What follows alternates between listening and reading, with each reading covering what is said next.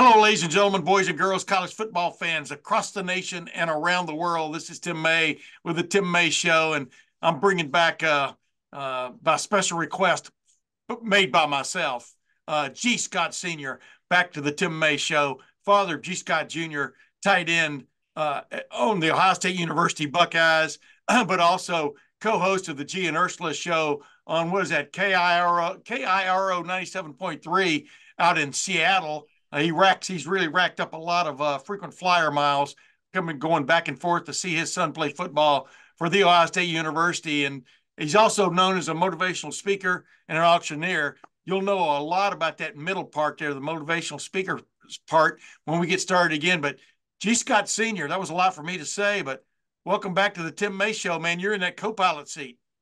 Tim, I appreciate you having me on, man. If I could only have you travel around with me for introductions, that'd be great, man. That'd be great. So thank you for having me on. How you been, brother? First, before you ask me a question, let me ask you a question. How you been? I've been extremely well. I mean, I've got two grandsons that I love dearly, getting to play with. They're like they're 5 and 2, and I've got a wife I've been married to for 41 years, and right on down the line, I mean, my kids are all good, healthy, and out of the house. You know what I'm saying? So things are going pretty good for me, man. How are things going for you? It's good, man. I'm excited. I'm excited to go down to Texas, down there for the Cotton Bowl, to see the Buckeyes take on the Missouri Tigers, man. And everybody's happy, healthy, and hopeful, right? Like that's the biggest thing that we all want in life, right? Is to be hopeful. Everybody wants to have something to have hope for. So everything's good, brother. Yeah. Hey, and I'll remind people there's only 19 more shopping days until the Buckeyes take on Missouri as we record this. You're excited about that game, right? I mean, some Ohio State fans were quite disappointed Ohio State's not playing in the college football playoff for the second straight year. And, of course, they're quite disappointed Ohio State didn't beat Michigan for a third straight year. G. Scott Sr., where do you land on those scales, man? Oh, that hurt. You kidding me? It hurt, man. That was one of the worst feelings ever. You know what I mean? Look, I'm trying not to laugh, but go ahead. Yeah. No, man. Look, it hurt. Look, if you're a Buckeye fan and you love the Buckeyes and you want them to advance, seeing them play in the college football playoffs is exactly what you want, right? It hurt. It hurt to lose to that team up north. So I am with everyone else. However, in life, man, you got to learn how to take losses, right? It hurt, and you got to move on because the sun shines the next day. I am looking forward to the Buckeyes playing. It feels like, Tim, it feels like New Year's already for everyone.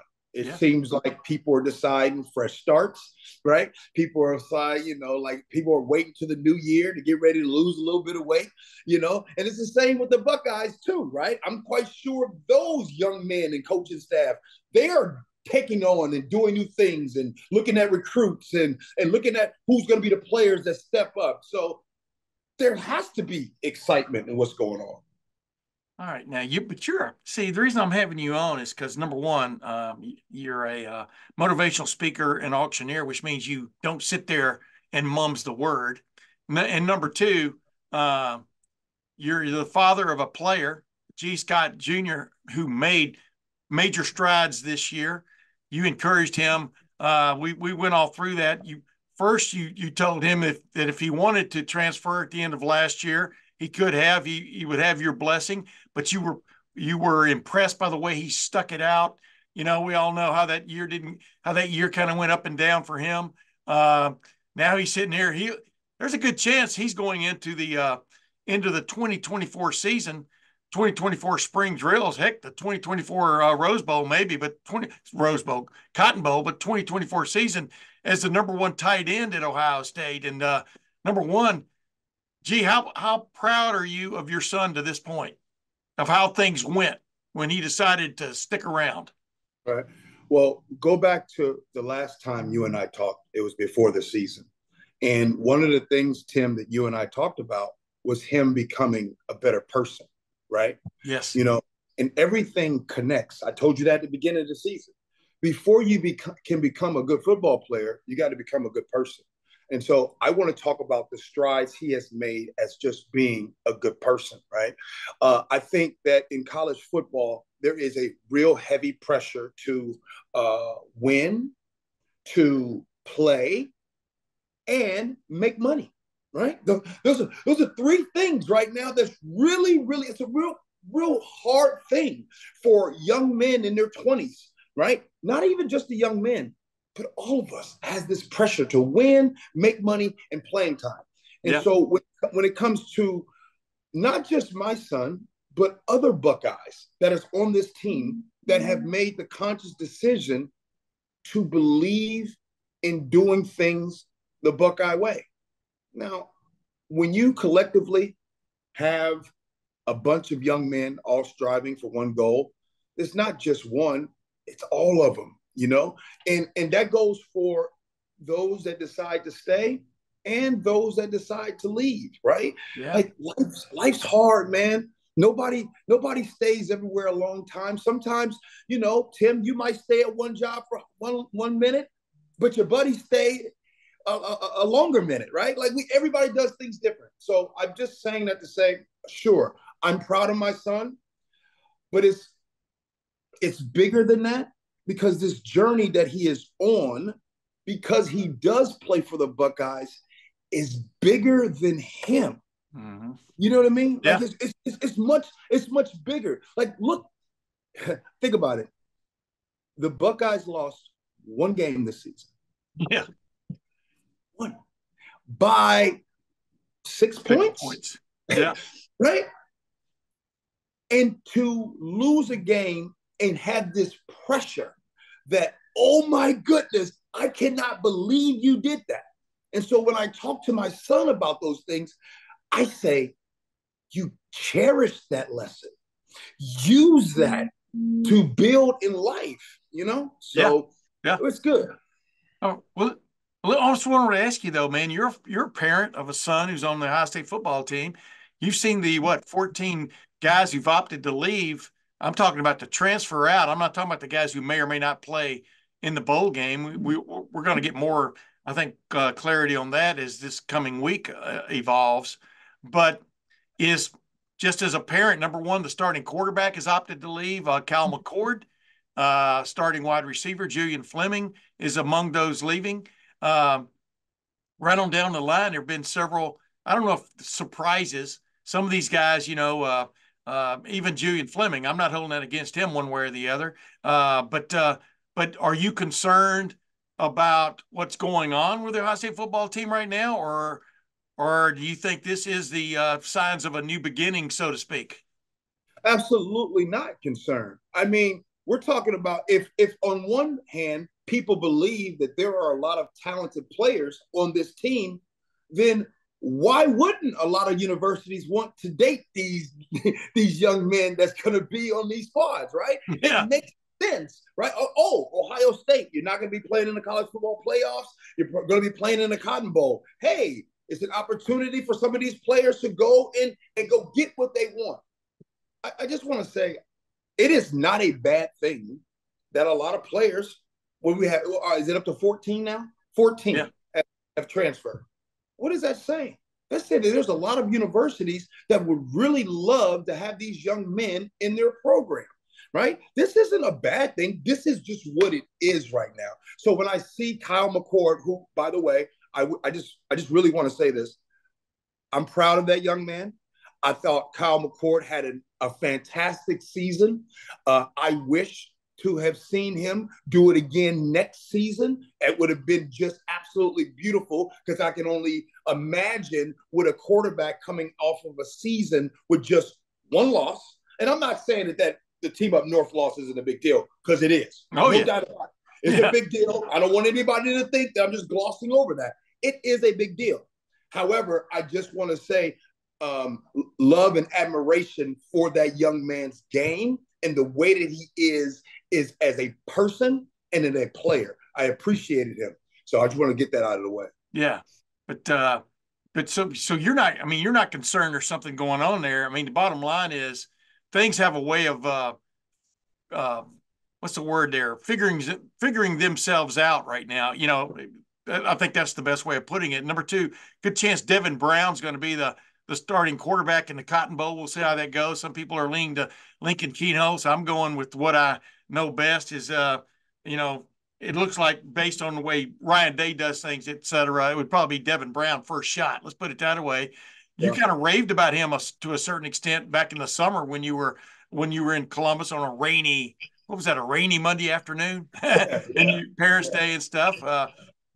From what you saw of Devin Brown, what does he bring to the table? I know, it sounds funny me asking a guy in Seattle what he thinks, but you've seen this guy operate, maybe more than even some of us guys who cover the team. What's your take on him? Yeah, I like that kid. Oh, 33, wearing the number 33, that stands out for sure. Love Sammy this Ball. kid. Yeah, got an opportunity to stand there in that practice. I was actually standing with his parents, lovely people right there. I think Devin Brown, Lincoln, whoever the case might be. Look, let's. I want to just be clear about something. When you're playing a position or you're playing on the team at Ohio State, the margin of difference when it comes to talent isn't like this, right? Yeah. It's like that, right? You know what I mean? Like all of those young men that play for the Buckeyes are really good. If you are learning the position of quarterback under Ryan Day, I can promise you, you're pretty good. So I have no doubt whoever they decide to start in that Cotton Bowl, Tim, if it's Lincoln, if it's Devin, they're going to be good. But I don't want to escape the question. You specifically asked me about Devin. That's a bad man right there. I love his game, right? You want to talk about somebody who's going to be a that's a dual threat now, right? What you going to do? You're going to actually have to have an extra defender to account for what he can do with his legs. So Yeah. Watch out, mama. Yeah. Well, you saw that tweet he posted with the ships in the harbor all on fire, right? That's the best tweet. The beauty in that tweet, I just loved it, was so many people didn't catch it at first. Like, oh my goodness. Hey, young man, Devin, if you hear this, that was one of the best tweets of all time, baby. I mean, especially for a college student, they're not supposed to be that clever, right? I mean, you know what I'm saying. Yeah, that was sweet. Hey, well, let's get into it though. Obviously, you touched on it a minute ago. A lot of these guys who are leaving are, number one, they kind of see a glass ceiling, I think, that they maybe some of them that they may never penetrate. Number two, I think, as I've said it, some of these guys, I think by the second or third, fourth year in college, you realize sort of where you are in the pecking order, meaning the NFL is not an open session. I mean, it's very few guys who get to that level and make a lot of money. You know what I mean? Much less get drafted high. Yeah, it's kind of a convoluted all the way around the world question here, G. But your biggest payday may come in the next year or two if you do transfer, right? I mean, I'm talking about the way things are set up now. Your biggest payday in football may come in that, and I think some of these guys may be getting that allure or that lure. I don't know. Explain that world to people who maybe don't understand the distractions, for want of another term, some of these guys are dealing with now in college football. And we're going to get into the NCAA trying to reel that in now, finally. Maybe too late. But when somebody knocks at your door, either politely or impolitely, and offers you a better deal somewhere, that's tough to turn down when you're not really getting to play where you are, isn't it? Yeah, absolutely. There's the saying of how you view things is how you do things. All right. And sometimes I think that most families, right, and kids, and I always include the families because families are important. They do so much to get them there and or support them while they're there. But families and kids, when they come into this college football space, right, I think it is really just simple. They just want to play football, right? And they were really good at playing football. And then, I don't know, maybe it goes really well. Maybe it goes okay. Maybe it goes terrible, right? Yeah. It just, because I think that everyone goes there with this idea, most go there with the idea that they're going to be getting the playing time. So let me specifically talk about the case for my son, right? the playing time that he got was wasn't expected at first. Like I knew he started off as a wide receiver and that whole thing, but you know, talking to some people, had this idea to go and move to tight end. Well, where I underestimated the transition that it would truly take to become a good tight end. Yeah. I thought, right, like tight end, oh, he can catch, he can run routes, just go out there and just put him out there, right? Yeah. But no, you have to be able to block in the Big Ten, right? Yeah. And so what I'm trying to say, and I'll just wrap this and keep it simple. Sometimes you have to put your ego to the side, right? And then people might say, oh, your son's a bust. He's terrible. He didn't become as good as everybody thought he would. He's awful. And you have to compartmentalize those things and say, one, there's a lot of hurt people that want to hurt people. Yeah. Number one. Number two, sometimes I feel like we live in a society where it is more important to prove yourself than it is to improve yourself, right? Yeah. So as my son is getting better at the game, and by the way, this goes for a lot of Buckeyes or a lot of college players, as they're getting better, they have to decide what really is more important. Is it more important for playing time, or is it more important for development?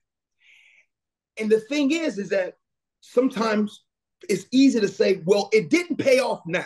Like he didn't become this player right now, and he didn't show the Buckeyes and all the fans what he can do now. Yeah. Well, maybe the development of him and anybody else, maybe that isn't supposed to pay off right now. Sometimes it pays off 5 years from now. You just never know when the payoff is. All you can focus on is the direction and worry less about the destination. The direction is the most important. So I digress and I just say it like this. My son, because of the route that he took, right? The not having to leave to go try to go chase playing time, not trying to the moment that he had against the team up north, which we all know he had a headbutt moment, right? He had a headbutt moment, right? A moment that probably brought him to his lowest point. Last year. Yeah. Last year. But in life, Tim, it is the losses that we need to take in order for us to scale up. So I hope I'm not boring you with that answer. I'm just trying to really make it possible and understand that while I understand the transfer portal, I am super happy that kids and families are able to control their destiny. But sometimes I'm worried about how sometimes you're supposed to take those life lessons, take that bit of humility so that you can possibly get the payoff later in life. Yeah. And it's really hard to do. Look, it's really, really hard to do, right? Yeah. But I in my heart, for every Joe Burrow that transfers and makes an immediate impact, or Jameson Williams who makes an immediate impact, for every one of those, there's probably 500 plus of the other way. Exactly. Chasing opportunity as opposed to earning opportunity are two different things, you know. And I just think we're in the weirdest time in that regard. I don't, like you said, I don't hold it. Anybody who's unhappy or feels like they've been stepped on to be stepped over, okay, go and do your thing. But, you know, like you said, it really takes a lot of evaluation and reevaluation to determine who you are. And I hold your son, that's the reason I wanted to have you on here. I hold your son as an example of a guy, you know, like you said, he was a big time wide receiver recruit, switches to tight end, could have left after last year, after things went south, when didn't go his way. And instead he stuck it out, and it looks like he's going to stick it out even, now. And he's really close to that big time payoff. I'm not talking about money wise. I have no idea what his NIL situation is. I would think he got some feelers from some folks about, are you happy there? Do you want to move on? Maybe. Yeah. Yeah, of course he did. Or at least his dad did. Go ahead, Dale. Yeah, no doubt about it. Yeah. Right? How does that work? Without naming names, how does that work, G Senior? What's that? How does that work when people put out a feeler? Hey, are you happy there? Give people some insight on how how college football is going right now. Man, look, it's like this, right? In your profession, you might hear about something, and somebody might say, "Hey, Tim, I just want to let you know I heard," right? Yeah. Right? Yeah. Well, you're not gonna just jump on social media and ride with that. No, you've been doing this a long time. You have a reputation. You're gonna confirm and do your things, right? Well, I mean, look, man, it's like life, right? There's feelers, and people know people, and all that stuff. There's really that's kind of the good and bad news about this. There's really no regulations to this stuff. Yeah. You know what I mean? There's, maybe you shouldn't reach out to folks, but it happens all over college football. So the process is just, it's a little weird, man. Yeah. It's a little weird. Yeah. But I mean, bottom line is, though, like I just said a while ago, G stuck to his knitting. He was when they called 12 personnel, he was on the field this year. Sometimes 11 personnel. You know what I mean? It is slowly but surely it has come his way, and I'm sure, knowing him and knowing you, he's not taking anything for granted. But I guess what would be your counsel to other youngsters who are feeling that way right now? You know what I mean? That, like I said, we've seen 14, 15 jump into the portal from Ohio State. What would be your counsel to them? Look twice before you jump. I mean, you know what I mean? What's a good saying, I guess, to handle in this? I think I would be broad in what I would say to anyone. Well, first of all, I'm never going to outstep my boundaries. I'm not going to talk to anybody other kid. But if I did have the opportunity for everyone, I would just say, just make sure you keep what's important to you at the forefront. Yeah. Right? Yeah. Is playing time, like, so I told you, we talked about it. There's 3 reasons. There is the pressure to win. Right. The pressure to play. And then there's also the pressure to make money. No doubt about that. And if y'all don't believe that, yes, money is a pressure these days, right? Yeah. So let's go with money. If money is a pressure, be careful. All money ain't good money. Payouts, you can get a payout now, or you can get and wait for that later on payout. The decision is, when do you want the payout? But again, and sometimes, Tim, money is important. Yeah. Oh, ain't no doubt about it. Money is really important. I'm not saying that. But just make sure you got to really be careful if money is a deciding factor, because even we know adults in life that have made awful decisions tied to money. Yeah. Playing time. Now, look, I think the goal for all of these top Division I schools is for a lot of these young men to make it pro. Sure. And in order for you to get out there, you have to get out there and you need to get the film, right? Joe Burrow needed to get out there and show the world who he was, right? And other players get out there and show who you are. So if you feel like playing time is really important, which, by the way, it is, because you get on social media, you get on Twitter, and people make opinions about you based on your playing time. As a matter of fact, Tim, I got something to say to you and everybody in your profession. You ready? I'm ready. Wait, let me brace myself. Go ahead. Some of you guys make opinions and set narratives on players based on playing time. Yep. Some of you guys go to as many practices as the fans. However, you make opinions about on playing time. Yeah. Just want to jab you a little bit. That's okay, man. No, that's good. Yeah. You're right. You know what I mean? Yeah.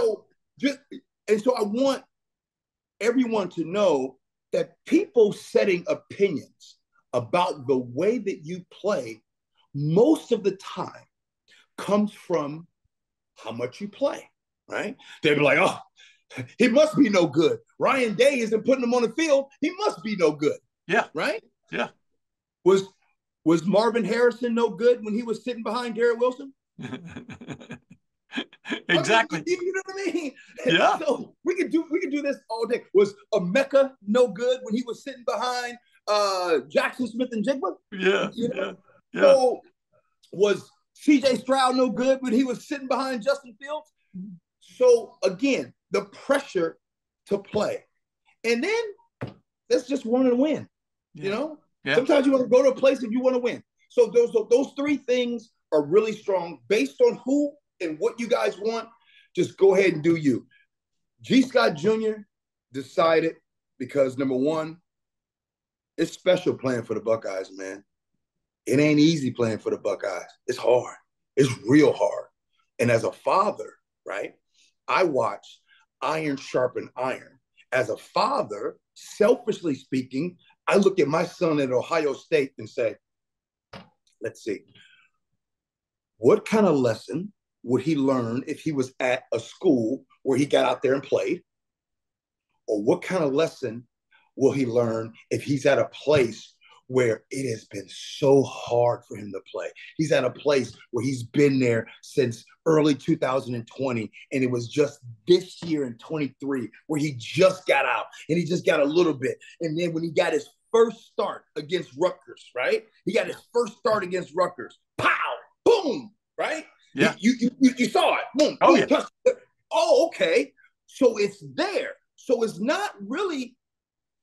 So that's the thing that at Ohio State, sometimes it can be hard to still see the value of you as a player. But that's another problem because they need, and we all need to make sure that these young men aren't placing their value in the world on the type of football player that they are. It goes back to what I said. You got to be a better person to be better at anything. Yeah. Yeah. That's good stuff. And by the way, to set the record straight, so I'm not indicted after this podcast, this has been one of my, I don't know, not failings. I don't call it a failing at all. I know that when these guys show up here at Ohio State, they're 18. Some of them are 17 now. You know what I mean? A few. But I always give them the benefit of the doubt in terms of climbing that ladder because sometimes it's linear. Sometimes it's up and down like an electrocardiogram. Sometimes it's right here, and then all of a sudden they get the opportunity because there were guys in front of them, and they knew it when they showed up at Ohio State. There were guys in front of them. When Devin Brown committed to Ohio State, Quinn Ewers was going to be in the quarterback room. You understand what I'm saying? Was in the quarterback room already. He didn't show up after Quinn Ewers left. My point was he grasped that challenge. He wanted that challenge. And those are the kind of guys that I keep my eye on. Just like with your son, I keep my eye on him. Things have not gone swimmingly. He's an example. But all of a sudden now, the uptick is real. You can see it. And I just think it's folly to judge a guy on one play his freshman year, you know what I mean, or whatever you want to call it, a quarterback getting beat his fifth game of his freshman year. It's stupid because it's all about development, like you said. The problem with college football is the guys that get really good really fast, boom, all of a sudden they jump off the screen and go somewhere else. The guys you're trying to bring along, are they now getting impatient and they jump off the screen and go somewhere else? That's a problem you didn't have 20 years ago, you know what I mean? Or 5 years ago. Now you've got to fill in the blanks in that regard. So these coaches are working 24/7, man. It's kind of crazy what they're going through. I wanted to ask you this. What do you expect from this football team in Dallas? You're going to make the trip, I'm sure. Do do you expect to see a little bit of a disjointed team? I mean, because they are replacing a starting quarterback. They have had several guys leave. There may be guys sit out the game who are going to go to the NFL. One of them, and I'm going to ask you about Marvin Harrison Jr. in a minute, just your take on him in the final analysis, along with the Heisman deal. But what do you expect to see from the Buckeyes on the 29th? The Buckeye way, right? Yeah. I expect them to go out there, and I expect them. The expectation is for them to win that game, right? Like, Yeah. I mean, I'm not gonna. I'm not trying to make this bulletin board material, but I would assume that Missouri, they expect to win the game, right? Like, Yeah. you don't go into any game. Yeah. You don't go anything. Well, let's just hope. No, you expect. There's an expectation, especially if you are a Buckeye, those young men and that coaching staff. If you're a Buckeye fan, you're not going into that Cotton Bowl game with this. Oh well, no. There's an expectation to win. That's number one. Number two, I expect this. I'm going to answer that question, but I'm going to enter into something else that it's really important that I say. You know, Ryan Day has been judged on his, last 3 games against the team up north. Yeah. Yeah. It's not, hey, look, it ain't good. I'm sure Ryan Day will tell you it ain't good. Fans will tell you it's good. Alumni, nobody thinks it's good. Okay, cool. Let's got that out of the way.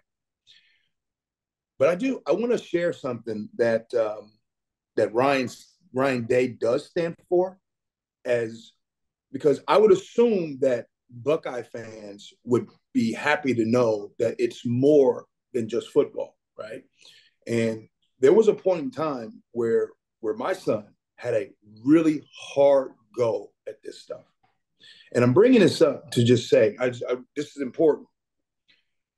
While it might be easy to judge Ryan Day on the 3 losses in a row to the team up north, no doubt about it, but make sure he also gets judged by what he does with these young men, building them up, helping to become good men in society, right? Good men that people's daughters can marry, or good men to become CEOs, good men to become good businessmen, all of that stuff.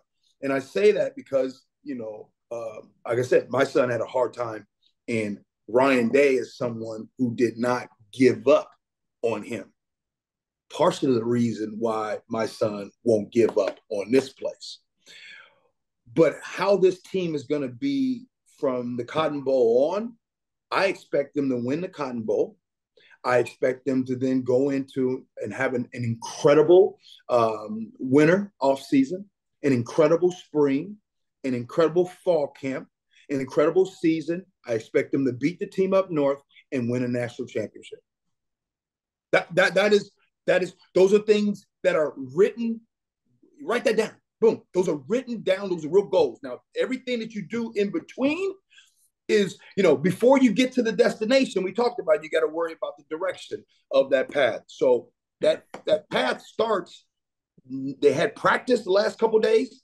They'll practice again this week, and they're going hard at it, right? Yeah. Whoever's there is there. Whoever's not is going to probably go on and do great things. So that's the expectation, Tim May. The expectation is to win, period.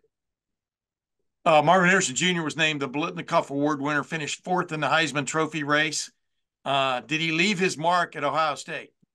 Absolutely. Or as he said, he still claims as we were recording this, he hadn't made up his mind whether he's leaving or not, because like you just said, losing to that team up north, as he said, has left a mark, not getting into college, not getting to play for the Big Ten championship and win it in his 3 seasons. That's hard to believe, G. Scott Sr., based on the way things were when he walked into Ohio State, that a player of his caliber, his magnitude, has not even had a chance to play for the Big Ten championship and has not beaten the team up north.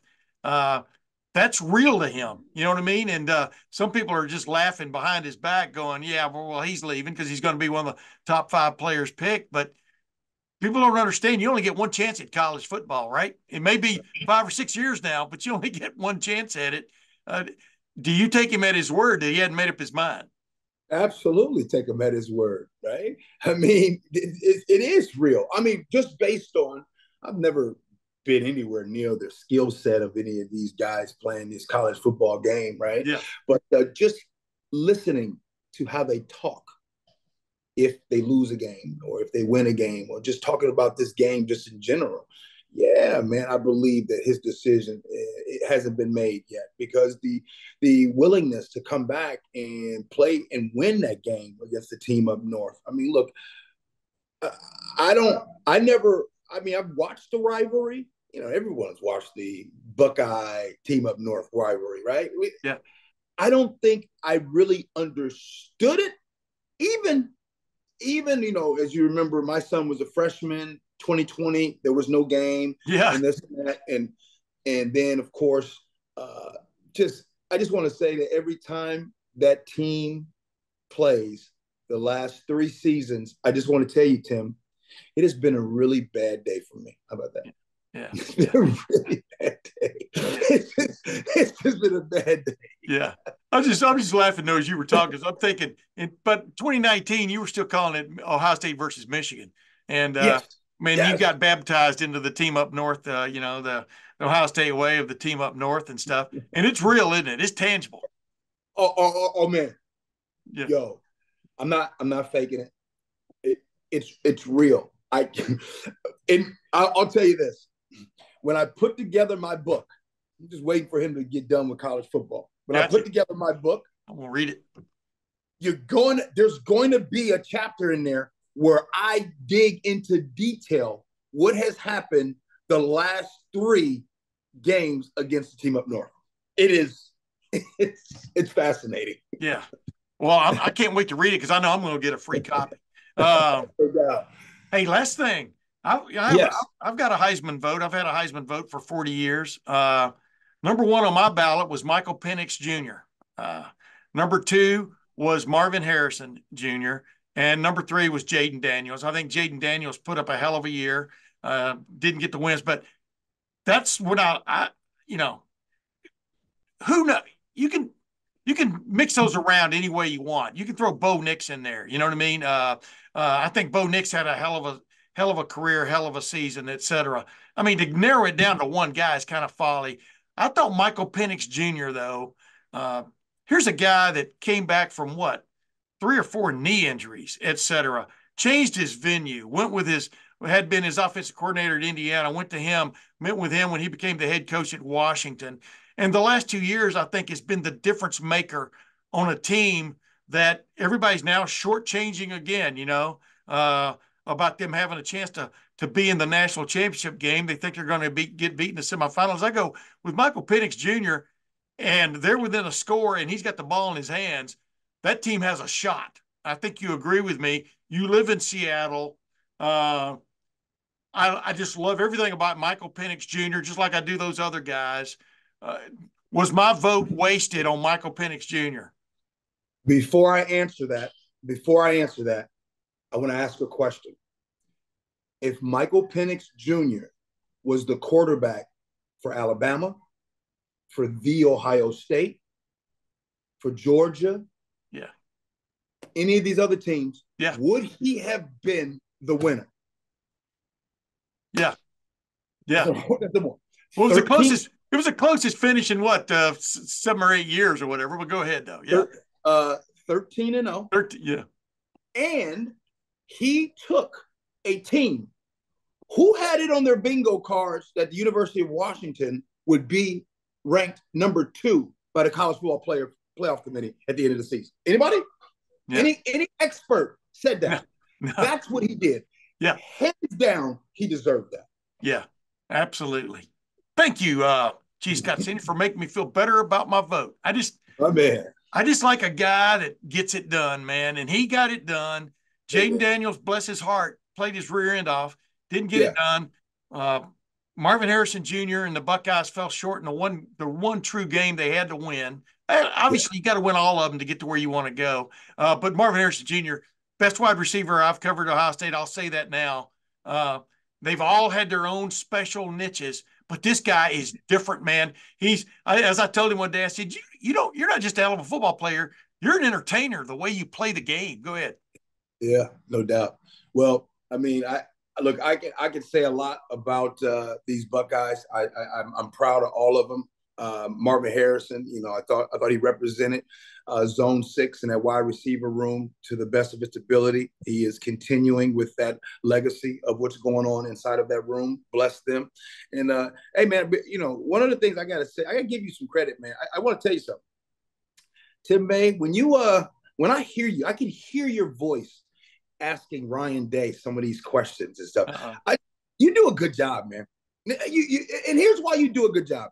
You do a good job in asking these questions because I can tell that you're not asking questions to try to trap anyone. You're asking questions that you ask questions truly for the people.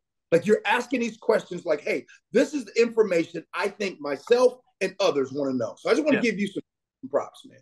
Well, thank you very much, G. Scott Senior. You read that. You said that almost exactly the way I wrote it for you. Appreciate that. Yeah, you got it. Hey, you're going to be in Dallas. I'm going to be in Dallas. Somehow or another, we got to hook up. We got to hook up, man. We will. But ladies and gentlemen, G. Scott Senior, man, I knew he'd be a good co-pilot once again because he's made all these cross-country trips. He should know how to fly by now. Isn't that right, G? You got it. Yes, I mean, you're going to be taking trips to Tahiti and stuff on all those frequent flyer miles. But, man, thank you once again for joining the Tim May podcast, and happy holidays to you, my man, and you and yours. All right. Take care, brother. And until next week, ladies and gentlemen, we'll see you then.